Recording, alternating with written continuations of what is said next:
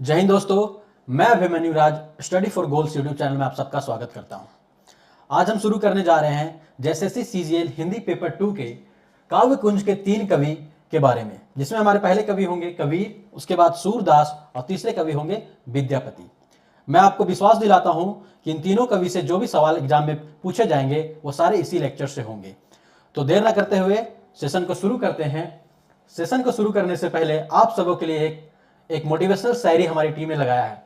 न संघर्ष न तकलीफ तो क्या खाक मजा है जीने में, न संघर्ष न तकलीफ तो क्या खाक मजा है जीने में। बड़े बड़े तूफान भी थम जाते हैं जब आग लगी हो सीने में, आग लगी हो सीने में। तो शुरू करते हैं आज का सेशन। आज का जो हमारा पहला टॉपिक है वो है कबीर से रिलेटेड। कबीर जी के बारे में अगर हम थोड़ा सा जानें तो कबीर जी का जीवन काल, कबीर जी का जन्म 1398 ईस्वी में काशी में हुआ था, जिनकी माता एक ब्राह्मण थी।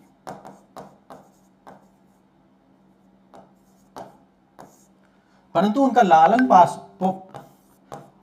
लालन पालन करने वाले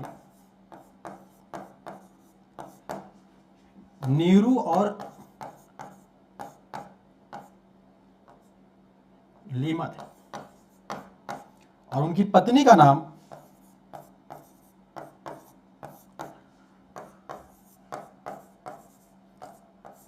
लोही था, और इनकी मृत्यु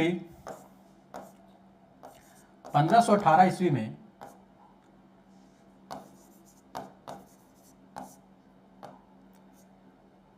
मगहर में हुई थी।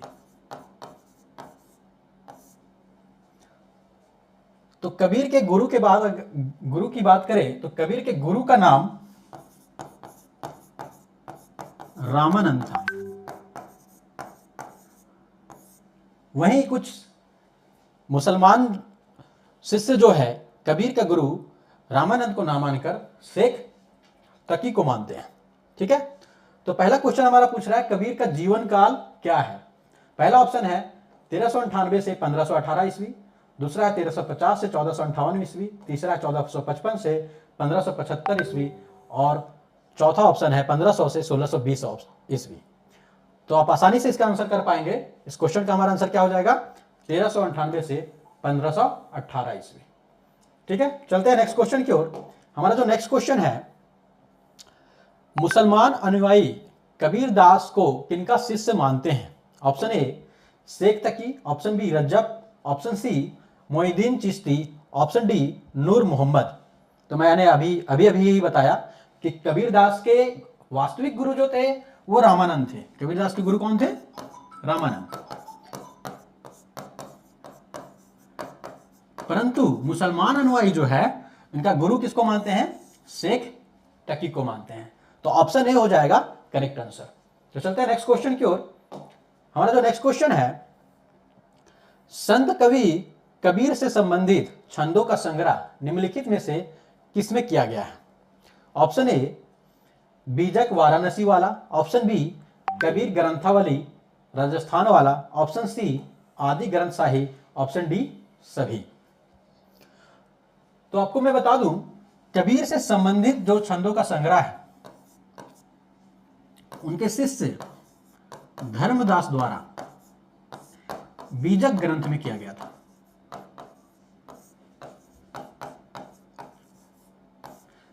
जिसके 3 अंग हैं, जिसमें से पहला अंग है साखी, दूसरा सबद, तीसरा रमैनी।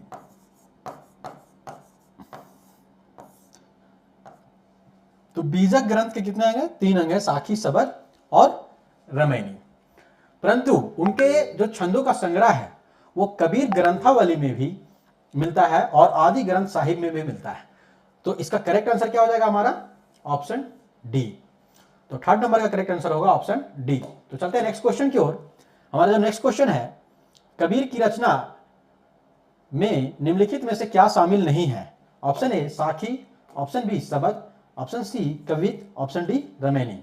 तो मैंने अभी ही बताया आपको कि कबीर दास की जो रचना थी वो थी बीजक, जिसमें तीन रचनाएं थी, साखी, सबद और रामायणी। तो इसका करेक्ट आंसर क्या हो जाएगा हमारा? कवित्त जो है उसमें शामिल नहीं है। तो चलते हैं नेक्स्ट क्वेश्चन की ओर। हमारा जो नेक्स्ट क्वेश्चन है, कबीर को वाणी का डिक्टेटर किसने कहा है? Option A Ramchandra Shukla, option B Ramkumar Verma, option C Hazari Prasad Dwivedi, option D Mahavir Prasad Dwivedi. इसका करेक्ट आंसर हमारा हो जाएगा हजारी प्रसाद द्विवेदी। हजारी प्रसाद द्विवेदी जी ने कबीर को वाणी का डिक्टेटर कहा है। अर्थात कबीर जो थे वो अपने हिसाब से शब्दों को ढाल लेते थे। ठीक है, तो चलते हैं नेक्स्ट क्वेश्चन की ओर। हमारा जो नेक्स्ट क्वेश्चन है, कबीर ग्रंथावली के संपादक कौन है? Option A Ramchandra Shukla, option B Ramvilas Sharma, option C Shyam Sundar Das, option D निराला।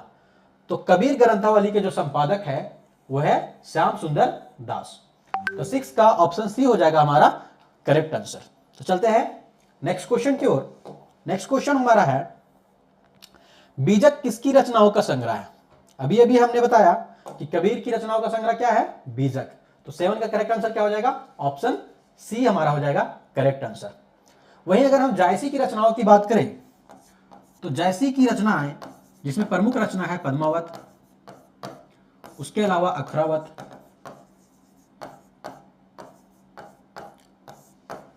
उसके अलावा आखिरी कलाम,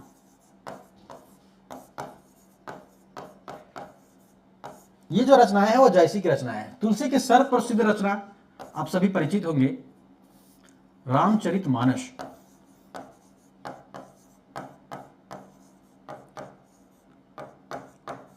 जिसकी रचना किस ईस्वी में हुई ये आप कमेंट करके बताएंगे कि रामचरितमानस की रचना तुलसीदास ने कब की थी।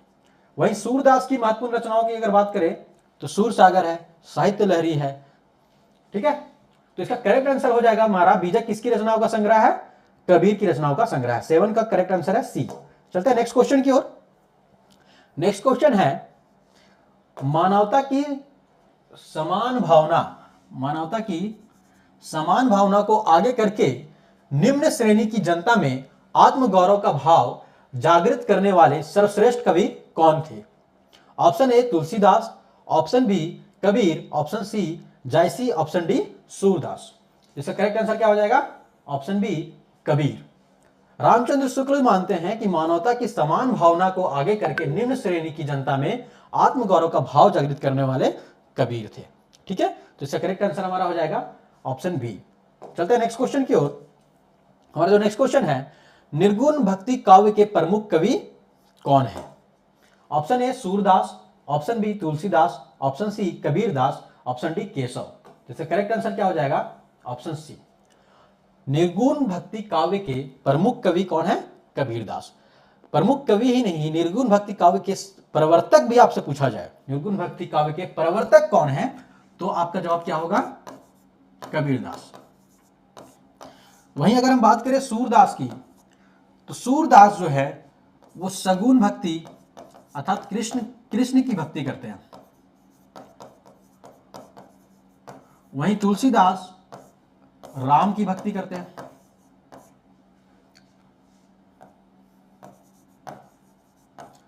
और केशव जो है वो रीतिकालीन कवि है।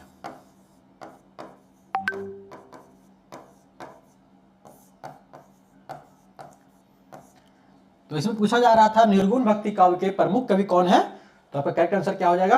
कबीरदास। तो चलते हैं नेक्स्ट क्वेश्चन की ओर। हमारा जो नेक्स्ट क्वेश्चन है, साच बराबर तप नहीं, झूठ बराबर पाप, इस पंक्ति के रचयिता कौन है? Option A Jayasi, option B Kabir, option C Meera, option D Raskhan. तो यह जो पंक्ति है ये कबीर के द्वारा लिखी गई थी, साच बराबर तप नहीं, झूठ बराबर पाप। तो इसका करेक्ट आंसर क्या हो जाएगा? Option B. तो चलते हैं नेक्स्ट क्वेश्चन की ओर। नेक्स्ट क्वेश्चन है हमारा, मसी कागज छुओ नहीं, कलम गही नहीं हाथ, यह पंक्तियां किसकी है? Option A Dadu Dayal, option B Kabirdas, option C Tulsidas, option D Sundardas.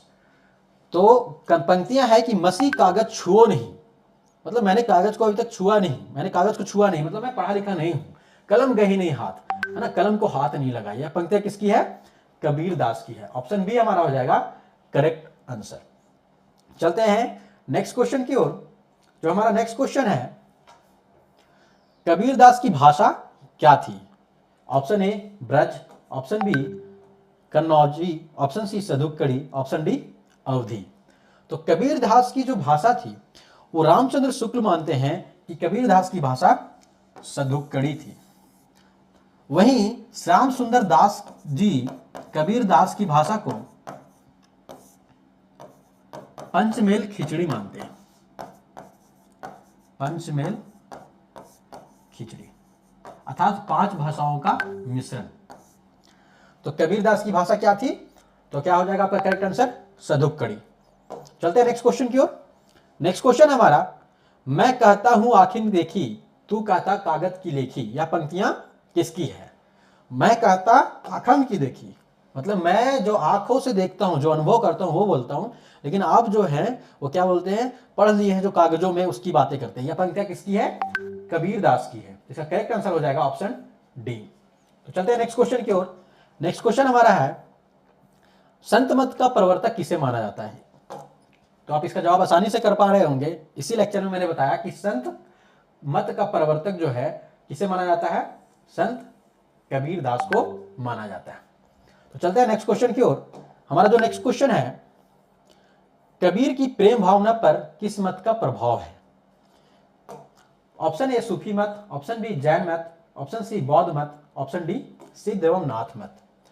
तो कबीर ऐसे कवि थे जो सूफी मत से भी प्रभावित थे, वैष्णव मत से भी प्रभावित थे, वहीं हठ योग जो सिद्ध और नाथ मत का जो हठ योग है उससे भी प्रभावित थे। क्योंकि ये पढ़े लिखे तो थे नहीं, बोलते मसी कागज छुओ नहीं, कलम लगाए नहीं हाथ, कलम को हाथ नहीं लगाया। लेकिन ये सारी जो संप्रदाय थे, उन सारे संप्रदाय से जो अच्छी चीजें थी उसे वो सीखा करते थे। तो क्वेश्चन में पूछा जा रहा है प्रेम भावना किस पर आधारित थी, किसका प्रभाव था? तो कबीर के प्रेम भावना पर सूफी मत का प्रभाव था। तो 15 का हमारा करेक्ट आंसर ए हो जाएगा। वहीं आपसे पूछा जाए कि कबीर ने हठ योग किससे सीखा था? तो सिद्ध और नाथ मतों से सीखा था। ठीक है, तो करेक्ट आंसर हमारा हो जाएगा 15 का ए। तो चलते हैं नेक्स्ट क्वेश्चन की ओर। नेक्स्ट क्वेश्चन है हमारा, कबीर की मृत्यु कहां हुई थी? तो इसका जवाब आप आसानी से दे पा रहे होंगे। ऑप्शन ए पूछ रहा है गया में, ऑप्शन बी मगहर में, ऑप्शन सी काशी में, ऑप्शन डी प्रयाग में। तो कबीर की मृत्यु कहां हुई थी? मगहर में हुई थी। कब हुई थी पूछा जाए तो क्या होगा जवाब? 1518 ईस्वी में इनकी मृत्यु हुई थी। इनका जन्म कहां हुआ था? काशी में हुआ था। ठीक है, चलते हैं नेक्स्ट क्वेश्चन की ओर। हमारा जो नेक्स्ट क्वेश्चन है, कबीर भक्ति काल के किस शाखा के कवि थे? तो भक्ति काल में अगर हम ध्यान दें तो भक्ति काल में एक शाखा है सगुण भक्ति और एक है निर्गुण भक्ति। निर्गुण भक्ति को फिर 2 भागों में बांटा जाता है, ज्ञानाश्रयी, ज्ञानाश्रयी, प्रेमाश्रयी। ज्ञानाश्रयी शाखा को ही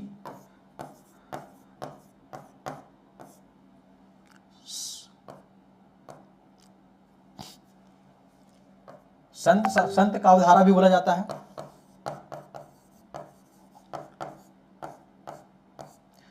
तो पूछा जा रहा है कि भक्ति काल के किस शाखा के कवि थे? ऑप्शन ए है ज्ञानाश्रयी, ऑप्शन बी प्रेमाश्रयी, ऑप्शन सी कृष्णाश्रयी, ऑप्शन डी रामाश्रयी। तो कबीर जो थे वो ज्ञानाश्रयी शाखा से संबंधित थे। कबीर के अलावा आपके मलुकदास, दादू दयाल, ये सब जो कवि हैं, उसके बाद रैदास, ये सब हमारे ज्ञानाश्रयी शाखा से अर्थात संत काव्यधारा से संबंधित है। वहीं प्रेमाश्रयी शाखा से हमारे बोले जाए तो सूफी काव्यधारा के जो लोग थे जैसे जायसी, वो प्रेमाश्रयी शाखा से संबंधित थे। सगुन में हम बांटते हैं कृष्णाश्रयी शाखा और रामाश्रयी शाखा। रामाश्रयी शाखा में हमारे तुलसीदास आ जाते हैं और प्रमुख कवि के रूप में, बाकी इसके उनके अलावा भी और भी कवि हैं। वहीं कृष्णाश्रयी शाखा में प्रमुख कवि हमारे सूरदास आ जाते हैं। तो 17 का करेक्ट आंसर हमारा क्या हो जाएगा? कबीर भक्ति काल के ज्ञानाश्रयी शाखा के कवि थे। तो चलते हैं नेक्स्ट क्वेश्चन की ओर। हमारा जो नेक्स्ट क्वेश्चन है, इनमें से कौन सी कृति कबीर की नहीं है? ऑप्शन ए पदावली, ऑप्शन बी गोरख विजय, ऑप्शन सी इनमें से कोई नहीं, ऑप्शन डी बीजक। तो इसका जवाब आप आसानी से कर पा रहे होंगे। कबीर की कृति कौन सी है? अच्छा, कौन सी कृति है? तो कबीर की कौन सी कृति है? बीजक, जिसकी रचना उनके शिष्य धर्मदास ने की थी। आपसे जब ये सवाल पूछा जाए कि कबीर की मृत्यु के बाद उनकी गद्दी किसे मिली थी, तो आपका जवाब क्या होगा? धर्मदास को, उनके शिष्य धर्मदास को मिली थी। और ऑप्शन को अगर हम ध्यान दें तो पदावली, पदावली की रचना किसने की थी? विद्यापति ने की थी। वहीं गोरख विजय की रचना, गोरख विजय के रचनाकार भी कौन है? विद्यापति है। ठीक है, तो 18 का जो हमारा करेक्ट आंसर हो जाएगा वो हो जाएगा ऑप्शन डी। चलते हैं नेक्स्ट क्वेश्चन।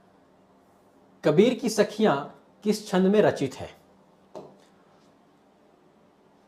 तो मैं अब आपको बता दूं, इसी वीडियो में मैंने बताया आपको कि कबीर की रचना उनके शिष्य बीजक द्वारा, धर्मदास द्वारा बीजक में संकलित की गई थी, जिसके 3 अंग थे, जिसमें पहला अंग था साखी, दूसरा था सबद, तीसरा था रमैनी।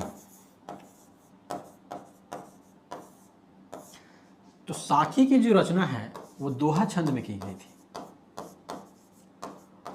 और वहीं सबद की रचना गेय पद में की गई थी, और रमैनी की रचना जो है ब्रज में की गई थी, और ब्रज में की गई थी। रमैनी की रचना ब्रज में की गई थी। पूछ रहा कबीर की सखियां किस छंद में रचित है? तो कबीर की जो साखी है तो किस छंद में रचित है? दोहा छंद में रचित है। ठीक है, तो इसका करेक्ट आंसर हो जाएगा 19 का ऑप्शन ए हो जाएगा हमारा करेक्ट आंसर। तो चलते हैं नेक्स्ट क्वेश्चन की ओर। नेक्स्ट क्वेश्चन हमारा है, उससे पहले मैं बता दूं कि आप लोगों के लिए हमारी टीम ने जैसे CGL महिला पर्यवेक्षिका या सहायक आचार्य के लिए पेपर 2 की हिंदी के 15+ फुल लेंथ मॉक टेस्ट लेकर आए हैं। इस मॉक टेस्ट को लगाइए आप, और लगाने के बाद आप खुद को जज कर पाएंगे कि आप कहाँ तक है। और मैं आपको विश्वास दिलाता हूँ कि आप देखेंगे कि इन्हीं मॉक टेस्ट से आपके एग्जाम में प्रश्न पूछे जा रहे हैं। ठीक है, तो चलते हैं नेक्स्ट क्वेश्चन को देखते हैं। तो नेक्स्ट क्वेश्चन हमारा जो है, साखी का शाब्दिक अर्थ क्या है? ऑप्शन ए शाखा, option B Sakshi, option B C A और बी दोनों, ऑप्शन डी इनमें से कोई नहीं। तो साखी का शाब्दिक अर्थ क्या है? मैं चाहता हूं कि इसका आंसर आप कमेंट करके बताएं। ये क्वेश्चन मैं आप लोगों के लिए छोड़ देता हूं। तो चलते हैं नेक्स्ट क्वेश्चन की ओर। नेक्स्ट क्वेश्चन जो हमारा है, कबीर की काव्य भाषा कौन सी थी? ऑप्शन ए ब्रज भाषा, option B Awadhi, option C Maithili, option D Sadhukkadi. तो मैंने इसी लेक्चर में आपको बताया है, आई थिंक ये क्वेश्चन रिपीट हो गया है। कबीर की भाषा कौन सी थी? सदुक्कड़ी थी। तो चलते हैं नेक्स्ट क्वेश्चन को देखते हैं। कबीर का लालन पालन किनके द्वारा हुआ था? Option A Neeru, option B Neema, option C A और बी दोनों। तो इसका करेक्ट आंसर क्या हो जाएगा? स्टार्टिंग में ही मैंने बताया कि कबीर का जन्म जो है वो एक ब्राह्मण परिवार में हुआ था, लेकिन उनकी माता के द्वारा उनको त्याग दिया गया था। इसी कारण उनकी लालन पालन जो है जुलाहा परिवार में हुआ था, जिसके माता पिता क्या थे? नीरू और लीमा थे। तो इसका करेक्ट आंसर हमारा हो जाएगा ऑप्शन सी। तो चलते हैं नेक्स्ट क्वेश्चन की ओर। नेक्स्ट क्वेश्चन है हमारा, कबीर दास की माता किस जाति की थी? ब्राह्मण, राजपूत, जुलाहा। तो इसका करेक्ट आंसर क्या होगा? ब्राह्मण। अभी तुरंत मैंने बताया आपको। तो 23 का ऑप्शन ए हो जाएगा करेक्ट आंसर। तो चलते हैं नेक्स्ट क्वेश्चन को देखते हैं। कबीर दास की पत्नी का नाम क्या था? इसी लेक्चर में मैंने आपको बताया कि कबीर दास की पत्नी का नाम क्या था? लोई था। तो 24 का करेक्ट आंसर हमारा हो जाएगा ऑप्शन डी। तो चलते हैं नेक्स्ट क्वेश्चन को देखते हैं। कबीर दास की कितनी पत्नियां थी? Option A 1, option B 2, option C 3, option D 4। तो इसका करेक्ट आंसर हो जाएगा ऑप्शन बी 2। कबीर दास की कितनी पत्नियां थी? तो कबीर दास की 2 पत्नियां थी। ठीक है, तो चलते हैं नेक्स्ट क्वेश्चन को देखते हैं। सॉरी, नेक्स्ट क्वेश्चन है हमारा, कंकड़ पत्थर जोड़ी के मस्जिद लिए बनाए, ता चढ़ी मुल्ला बांग दे, क्या बहरा है खुदाए? यह पंक्ति किस कवि की है? कंकड़ पत्थर जोड़ी के मस्जिद लिए बनाए, ता चढ़ी मुल्ला बांग दे, क्या बहरा हुआ खुदा है। यह पंक्ति किस कवि की है? ऑप्शन ए है हमारा Kabir, option B Vidyapati, option C Amir Khusro, option D रस खान। कबीर दास जो थे वो ऐसे कवि थे जो पाखंड के घोर विरोधी थे। उनके समक्ष जो भी पाखंडी आते थे उनका वो पुरजोर विरोध करते थे, चाहे वो मुसलमान हो, चाहे वो हिंदू हो, चाहे वो किसी भी धर्म के हो। तो उन्होंने मुसलमानों पे कटाक्ष करते हुआ कहा था कि कंकड़ पत्थर जोड़ के मस्जिद लिए बनाए, ता चढ़ी मुल्ला बांग दे, क्या बहरा है खुदा है। तो इसको सुनकर हिंदू समुदाय के लोग खुश हो जाते हैं। तो उन पर भी वो कटाक्ष करते हुए कहते हैं कि पत्थर की पूजा कर रहे हो, अगर पत्थर पूजने से भगवान मिलते हैं तो मैं तो पूजू पहाड़, है ना। तो अर्थात ये सिर्फ एक धर्म को कटाक्ष नहीं करते हैं, जो भी धर्म में जो भी बुराइयां थी, जो भी अंधविश्वास थे, ठीक है, उन पर भी कटाक्ष करते हुए लिखते हैं। तो 26 का हमारा करेक्ट आंसर हो जाएगा। यह पंक्तियां किसकी है? कबीर की है। चलते हैं नेक्स्ट क्वेश्चन की ओर। नेक्स्ट क्वेश्चन हमारा, हाँ, जो तो बामन बमनी को जाया, आन बाट है क्यों नहीं आया। यह पंक्तियां किस कवि की है? यह पंक्तियां हैं कबीर की। जो तो बामन बमनी को जाया, आन बाट है क्यों नहीं आया। चलते हैं नेक्स्ट क्वेश्चन की ओर। तो 28 नंबर हमारा जो क्वेश्चन है, पोथी पढ़ी पढ़ी जग मुआ, पंडित भया न कोय, ढाई आखर प्रेम का पढ़े से पंडित होय। तो इन पंक्तियों को आजकल के युवा जो है वो अपना टैगलाइन बना सकते हैं कि भाई पोथी पढ़ पढ़ के कुछ नहीं हुआ, लेकिन ढाई अक्षर प्रेम का पढ़ेगा तो पंडित हो जाएगा। लेकिन यहाँ पे कबीर के अर्थ जो है, जो प्रेम का अर्थ आज आप निकाल रहे हैं, उस अर्थ से नहीं लिया गया है। ये प्रेम का अर्थ सामाजिक प्रेम की तरह है, ठीक है। तो इसका गलत अर्थ ना निकाले। तो ये पंक्तियां किसकी है? कबीर की है। तो इसका करेक्ट आंसर हमारा हो जाएगा ऑप्शन ए। नेक्स्ट क्वेश्चन की ओर चलते हैं। हमारा जो नेक्स्ट क्वेश्चन है, गुरु गोविंद दो खड़े, काको लागू पाए, बलिहारी गुरु आपने गोविंद दियो बताए। तो ये पंक्तियां तो आप हमेशा सुना करते होंगे कबीर दोहे में। ये पंक्तियां किसकी है? कबीर की है कि भाई गुरु और गोविंद दोनों खड़े हैं, गुरु के साथ मतलब ईश्वर भी खड़े हैं, तो किसको पैर लगा जाए। तो गुरु ने ही बताया ईश्वर के बारे में, इसलिए सबसे बड़े गुरु हो जाते हैं, ठीक है। तो चलते हैं नेक्स्ट क्वेश्चन की ओर। तो 30 नंबर हमारा क्वेश्चन है, हाँ, तो यहां से हमारा सूरदास के बारे में शुरू हो जा रहा है। तो सूरदास के बारे में मैं थोड़ा सा परिचय बता दूं कि सूरदास का जो जन्म है 1478 ईस्वी में माना जाता है। उनकी मृत्यु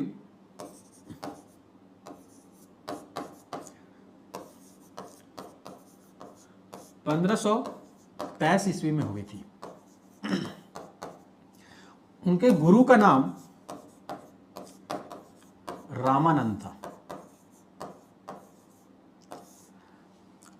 उनके जन्म स्थान को लेकर काफी विवाद है। नगेंद्र जो है उनका जन्म स्थान सीही को मानते हैं,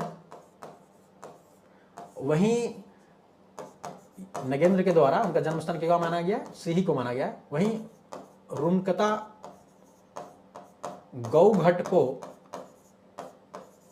उनका जन्म स्थान मानने वाले रामचंद्र शुक्ल थे। तो आपसे ये सवाल पूछा जा सकता है कि डॉक्टर नगेंद्र का अनुसार सूरदास का जन्म कहां हुआ था? तो आपका जवाब क्या होगा? सीही में हुआ था। तो पूछ रहा है यहां पे, हाँ, सूरदास की भक्ति पद्धति का मेरुदंड, सॉरी, इनके गुरु का जो नाम था यहां पे करेक्ट कर लेंगे, वल्लभाचार्य था। सूरदास के गुरु का नाम क्या था? वल्लभाचार्य।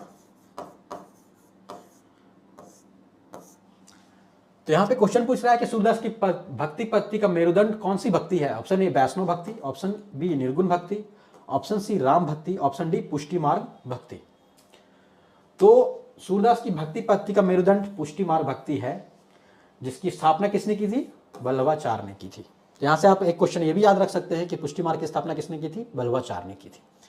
तो इसका करेक्ट आंसर हमारा हो जाएगा कि सूरदास की भक्ति पद्धति का मेरुदंड पुष्टि मार्गीय भक्ति को माना जाता है। नेक्स्ट क्वेश्चन की ओर देखिए हम।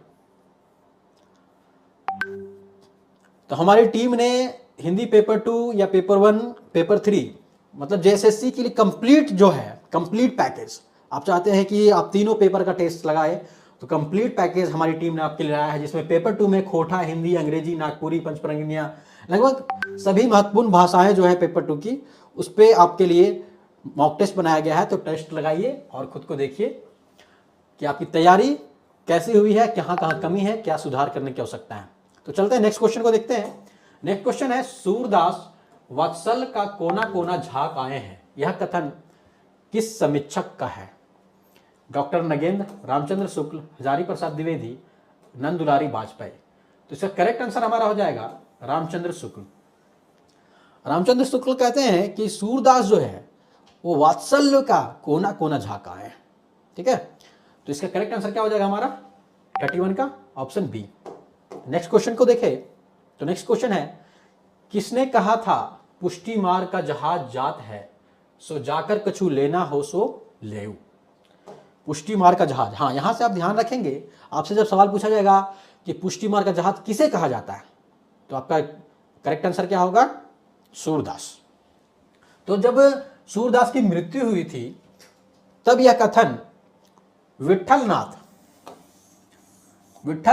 ने यह कथन कहा था कि पुष्टि मार्ग के जहाज जात है, सो जाकर कछु लेना है सो ले। तो यह कथन किसका है? विठलनाथ का है। यहां से एक क्वेश्चन आप ये भी याद रख सकते हैं कि अष्टछाप के संस्थापक कौन थे?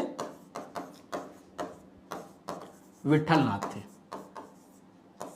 ठीक है, चलते हैं नेक्स्ट क्वेश्चन की ओर। नेक्स्ट क्वेश्चन जो हमारा है,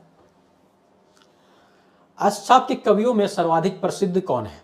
अष्टछाप में 8 कवि थे जिसकी स्थापना विठलनाथ के द्वारा की गई थी, जिसमें से सर्वाधिक प्रमुख कवि जो थे वो सूरदास थे।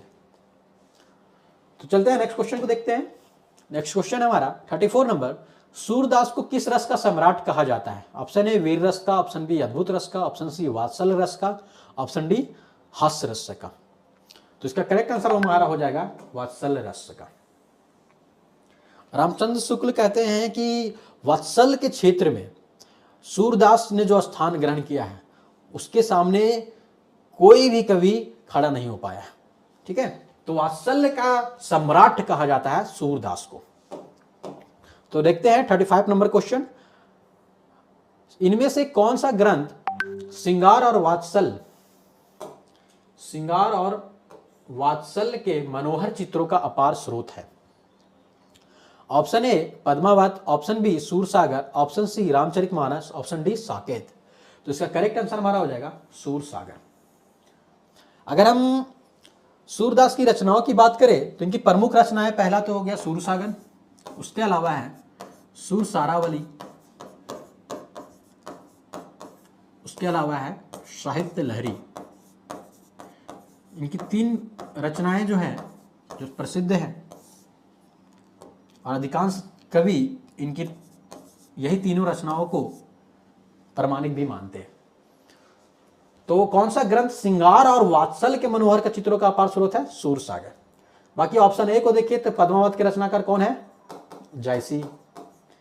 रामचरितमानस के रचनाकार तुलसी। साकेत के रचनाकार कौन है? मैथिली शरण गुप्त।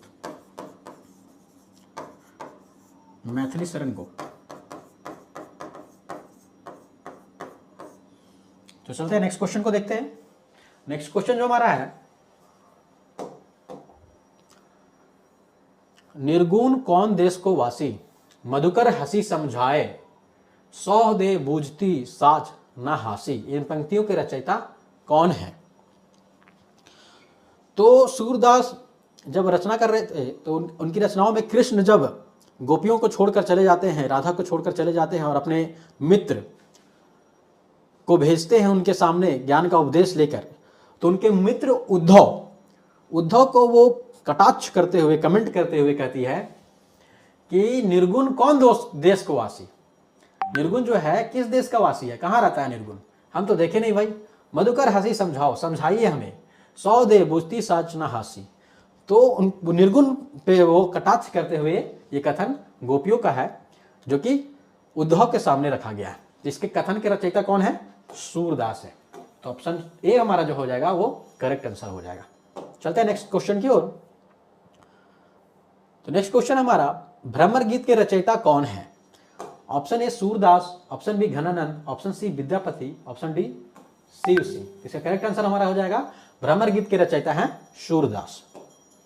हमारा 38 क्वेश्चन जो है, बाल चित्र में कौन सा कवि श्रेष्ठ है? बाल चित्रण में, तो बाल चित्रण में जब भी पूछा जाए आपसे कि कौन सा कवि सर्वश्रेष्ठ है, तो आपका जवाब क्या होगा? सूरदास। बाल चित्रण के मामले में सूरदास के सामने कोई भी नहीं टिक पाया। इनका वात्सल का अगर एक उदाहरण देखें तो आपने पढ़ा होगा कि घुटनों पे चल रहे कृष्ण के वात्सल्य के बारे में जब ये बताते हैं कि घुटनों पे चल रहे हैं, माखन लगी हुई है, ठीक है, वगैरह वगैरह पंक्तियां हैं, मुझे अभी याद नहीं आ रही है, मैं नेक्स्ट क्लास में कोशिश करूंगा आपको बताने की। तो 38 का हमारा करेक्ट आंसर क्या हो जाएगा? सूरदास। नेक्स्ट क्वेश्चन की ओर चले। सूरदास का प्रेम पक्ष लोक से न्यारा है, यह कथन किस विद्वान का है? सूरदास का जो प्रेम पक्ष है वो लोक से न्यारा है, यह कथन किस विद्वान का है? रामचंद्र शुक्ल, हजारी प्रसाद द्विवेदी, राम कुमार वर्मा, ऑप्शन डी बच्चन सी। तो यह कथन जो है रामचंद्र शुक्ल कहते हैं सूरदास के बारे में कि सूरदास का प्रेम पक्ष जो है वो लोक से न्यारा है। तो चलते हैं नेक्स्ट क्वेश्चन को देखते हैं। नेक्स्ट क्वेश्चन है, सूरसागर में कितने भ्रमर गीतों की योजना है? तो सूरसागर में 3 भ्रमर गीतों की योजना है। तो क्वेश्चन नंबर 40 का हमारा करेक्ट आंसर हो जाएगा ऑप्शन ए। चलते हैं नेक्स्ट क्वेश्चन की ओर। नेक्स्ट क्वेश्चन जो हमारा है, साहित्य लहरी किसकी रचना है? तभी तुरंत मैंने आपको बताया कि सूरसागर की 3 रचनाएं आप याद रखेंगे, सूरदास की 3 रचनाएं याद रखेंगे, सूरसागर, सुरसारावली और साहित्य लहरी। तो साहित्य लहरी का रचनाकार कौन है? Surdas. Option A correct answer. Next question को देखें तो नेक्स्ट क्वेश्चन हमारा विद्यापति से शुरू होता है। तो विद्यापति के बारे में अगर हम जाने तो विद्यापति का जन्म बिस्फी गांव दरभंगा में हुआ था। बिस्फी गांव मधुबनी जिला में हुआ था।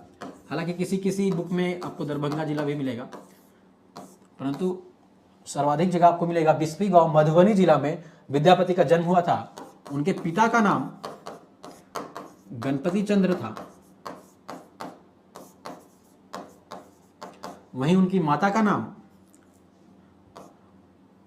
पिता का नाम गणपति चंद्र था और उनके गुरु का नाम हरिदास मिश्र था।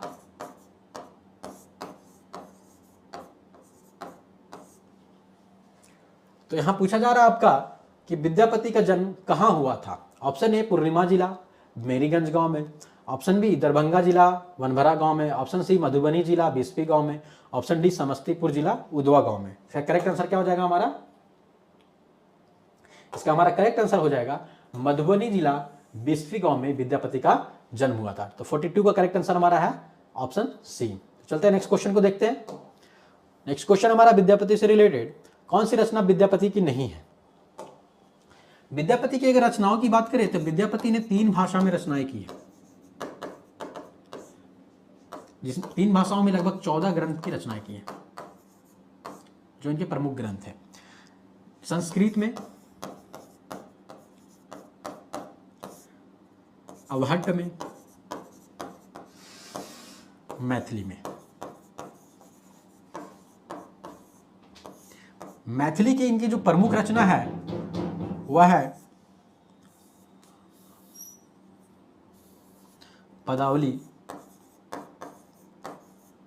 जो इनकी प्रसिद्धि का प्रमुख कारण इनकी मैथिली में रचित पदावली रचना है। वहीं अवहट्ट में देखें तो इनकी रचना कृतिलता व कृति पताका।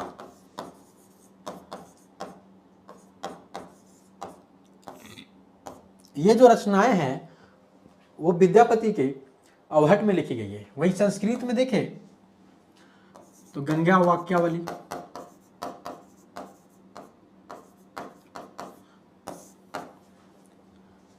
दुर्गा भक्त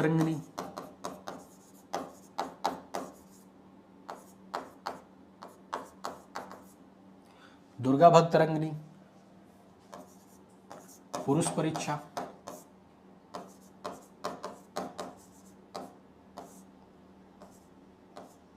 ये सब रचनाएं जो है संस्कृत में की गई थी।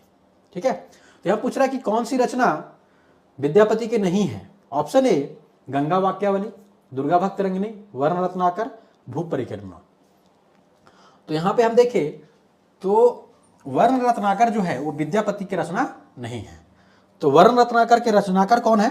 ज्योतिश्वर ठाकुर। वर्ण रत्नाकर के रचनाकार ज्योतिश्वर ठाकुर है। तो 43 का हमारा करेक्ट आंसर क्या हो जाएगा? कौन सी रचना इनकी नहीं है? वर्ण रत्नाकर इनकी रचना नहीं है। चलते हैं नेक्स्ट क्वेश्चन को देखते हैं। नेक्स्ट क्वेश्चन है, निम्नलिखित में से किस कवि ने विद्यापति को जातीय कवि कहा? Option A Bachchan Singh, option B Ramchandra Shukla, option C Nagendra, option D Hazari Prasad Dwivedi. तो बच्चन सिंह ने विद्यापति को जातीय कवि कहा है। तो 44 का करेक्ट आंसर क्या हो जाएगा हमारा? Option A. तो चलते हैं नेक्स्ट क्वेश्चन को देखते हैं। नेक्स्ट क्वेश्चन है, किस कवि को अभिनय जयदेव कहकर पुकारा जाता है? तो 45 का हमारा जो करेक्ट आंसर हो जाएगा वो विद्यापति का हो जाएगा। विद्यापति को अभिनय जयदेव कहा जाता है क्योंकि ये जयदेव के रचना से काफी प्रभावित थे। ठीक है, तो विद्यापति को अभिनय जयदेव के अलावा और भी उपाधियां दी जाती है, इसमें खेलन कवि,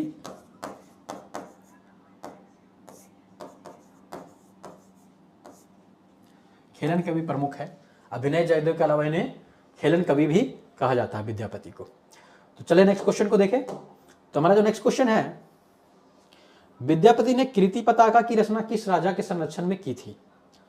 तो कृति पताका, उन्होंने कृति पताका और कृति लता ये दोनों की रचनाएं की थी अवहट्ट भाषा में, जिसमें कृति पताका की रचना वो राजा शिव सिंह के संरक्षण में करते हैं, वहीं कृति सिंह की संरक्षण में वो कृति लता की रचना करते हैं।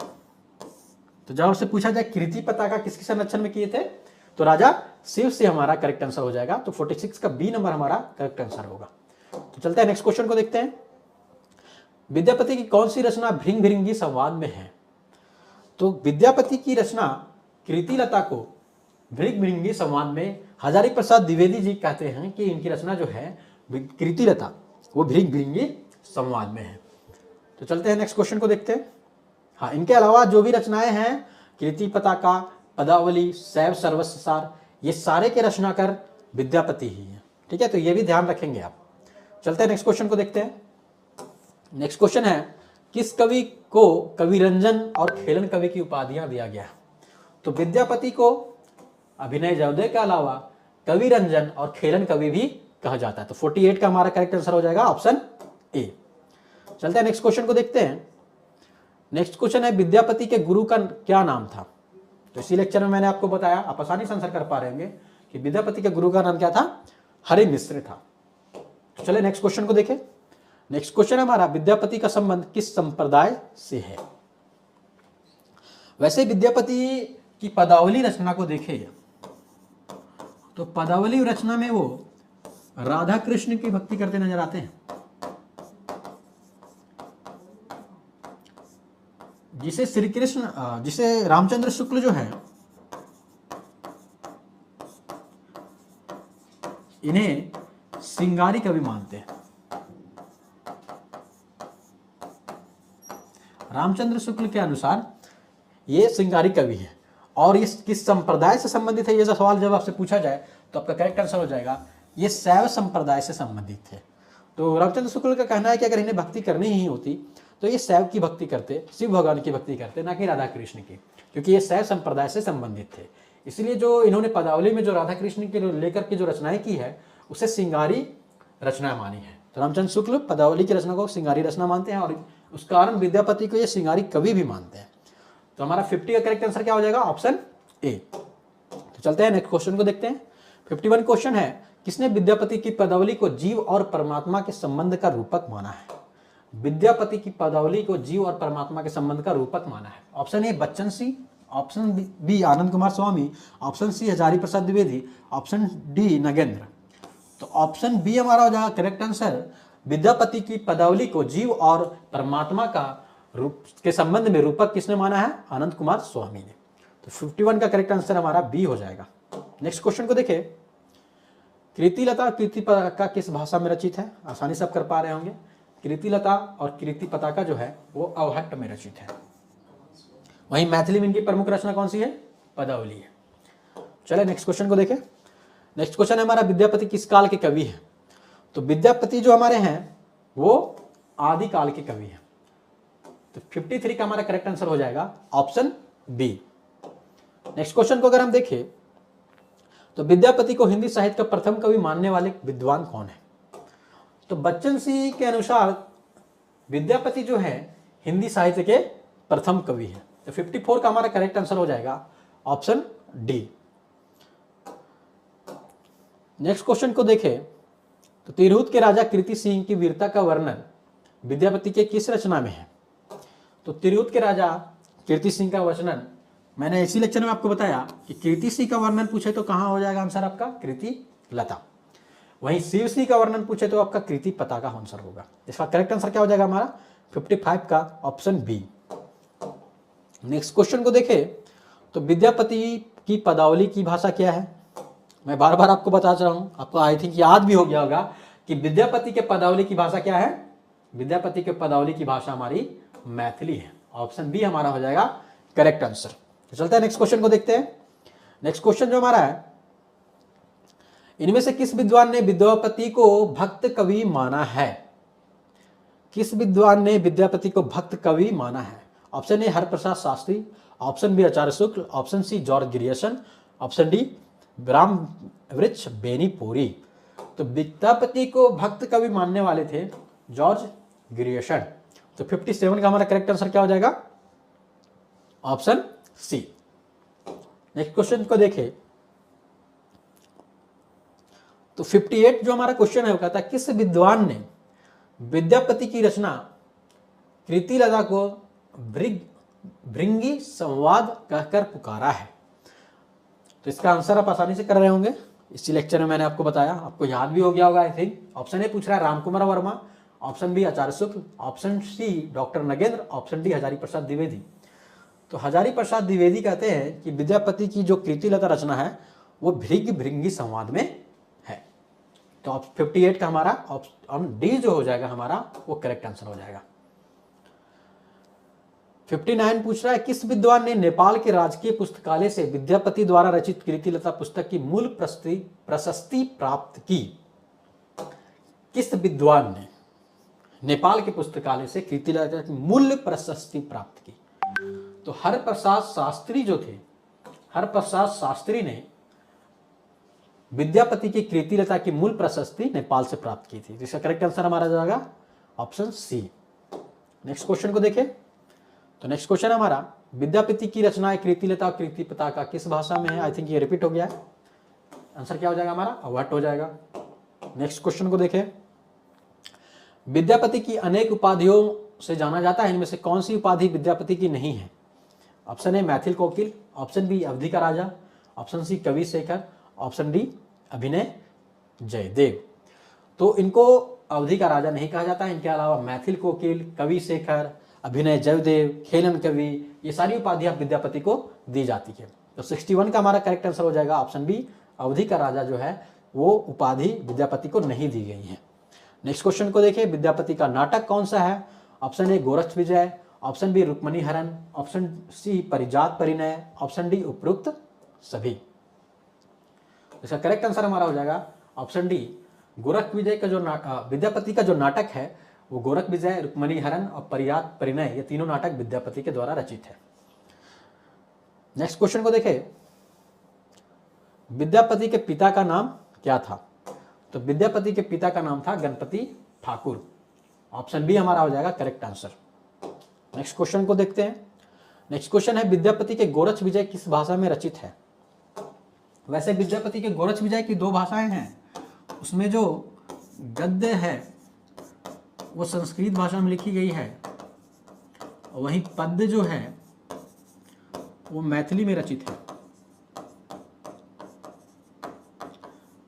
परंतु जब आपसे पूछा जाए कि गोरक्ष विजय किस भाषा में रचित है, तो ऑप्शन अगर इस तरीके से हो कि मैथिली भी हो संस्कृत भी हो, तो आपका जवाब क्या होगा? संस्कृत। 64 का ऑप्शन डी हो जाएगा करेक्ट आंसर। नेक्स्ट क्वेश्चन को देखें तो नेक्स्ट क्वेश्चन है, विद्यापति ने रूप नारायण किसे कहा है?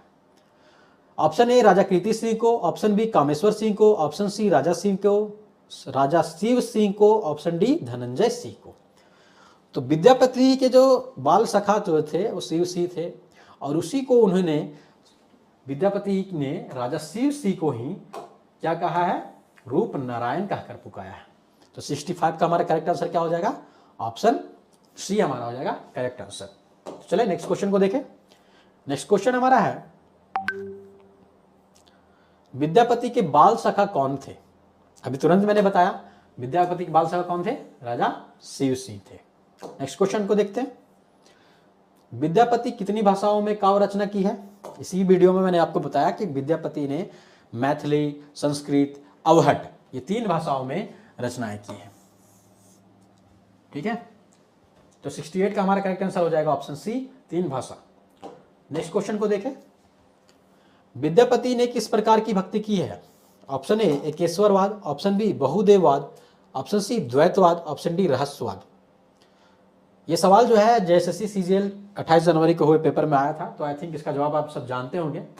तो उन्होंने बहुदेववाद की भक्ति की है। जैसे आप देखिए पदावली में राधा कृष्ण की भक्ति कर रहे हैं, हालांकि रामचंद्र शुक्ल उसे सिंगारी मानते हैं, सिंगारी काव्य मानते हैं। उनके अलावा देखें तो शैव सर्वस्व सार में शैव की भक्ति कर रहे हैं, दुर्गा भक्त रंगी में दुर्गा की भक्ति कर रहे हैं। तो अर्थात ये बहुदेववाद है, बहुदेववाद हो जाएगा आपका, क्या हो जाएगा, बहुदेववाद। तो इसका करेक्ट आंसर हो जाएगा ऑप्शन बी। नेक्स्ट क्वेश्चन को देखें, विद्यापति के श्रृंगार रस का आलंबन कौन है। तो ये लेक्चर आप अगर देख रहे होंगे शुरू से, तो आपको अच्छा आसानी से समझ में आया होगा कि विद्यापति के श्रृंगार रस के आलंबन कौन है, राधा कृष्ण, जिनका वर्णन इन्होंने अपनी रचना पदावली में मैथिली भाषा में की है। इसका करेक्ट आंसर हमारा हो जाएगा ऑप्शन ए। तो आज का सेशन हमारा यही समाप्त होता है। आप लोगों के लिए क्वेश्चन ऑफ द डे है, इसका जवाब आप सब कमेंट करके बताएंगे कि कबीर के दोहों का अंग्रेजी अनुवाद किसने किया। Option A Rabindranath Thakur, option B Shyam Sundar Das, option C Hazari Prasad Dwivedi, option D Acharya Ramchandra Shukla. तो इसका कमेंट करके बताइए सेक्शन में, कमेंट सेक्शन में कमेंट करके बताइए कि इसका आंसर क्या है। उसके बाद बता दूं आप सबों के लिए खुशखबरी है कि हमारी टीम के द्वारा आप सबों के लिए 50+ प्रैक्टिस सेट लेकर आया गया है, जिसे आप लगाकर चेक कर सकते हैं कि आपकी तैयारी कहाँ है और कहाँ चूक हो रही है। ठीक है, तो यहाँ पे आपका आंसर की दिया गया है, इससे आप मिला सकते हैं आंसर को। तो उम्मीद करता हूँ कि आज का सेशन आपको पसंद आया होगा। जो भी इस सेशन से रिलेटेड डाउट है उसे कमेंट करके आप पूछ सकते हैं। उसके बाद आप किस सेशन पे नेक्स्ट टॉपिक चाहते हैं यह भी कमेंट करके बताइए। लास्टली थैंक यू एंड जय हिंद।